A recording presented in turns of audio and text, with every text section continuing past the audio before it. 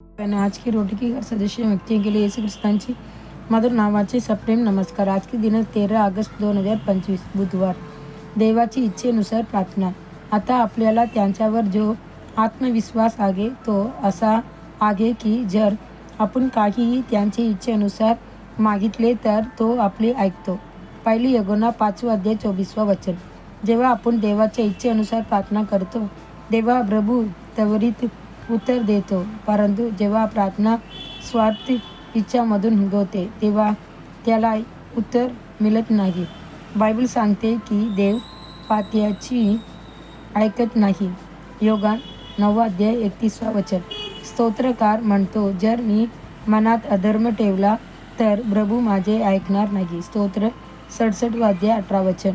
आणि याकोब लिहितो, तुम्ही मागता पण मिळवत नाही, कारण चुकीच्या हेतून मागता, म्हणजे तुमच्या सुखासाठी ते कर्ज करावे म्हणून। याकोब अध्याय 4 3 वचन। आपण देवाची इच्छा पूर्ण होण्यासाठी प्रार्थना केली पाहिजे। त्यापेक्षा अधिक म्हणजे आपल्याला देवाची इच्छा ओळखायला हवी आणि त्यानंतर तशी प्रार्थना केली पाहिजे। म्हणून येशूने आपल्याला शिकवले, तुझी इच्छा पूर्ण होवे ही प्रार्थना करायला।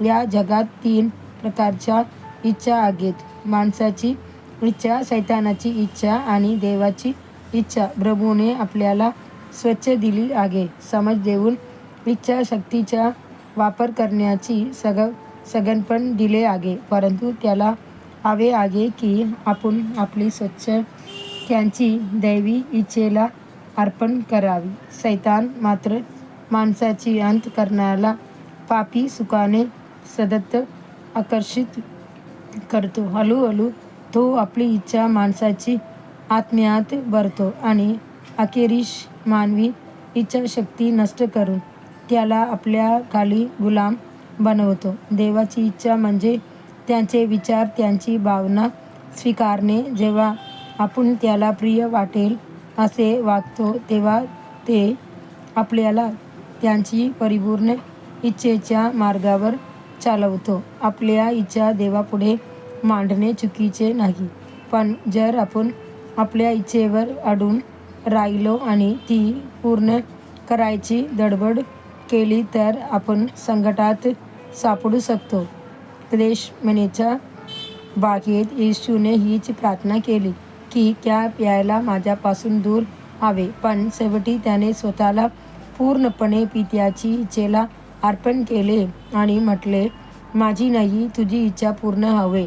प्रिय देवाचे बालका, जर तू संपूर्ण मनाने प्रभूच्या इच्छेला समर्पित झालास तर तुला या जगातही आणि अनंतकाळातही आशीर्वाद लाभेल।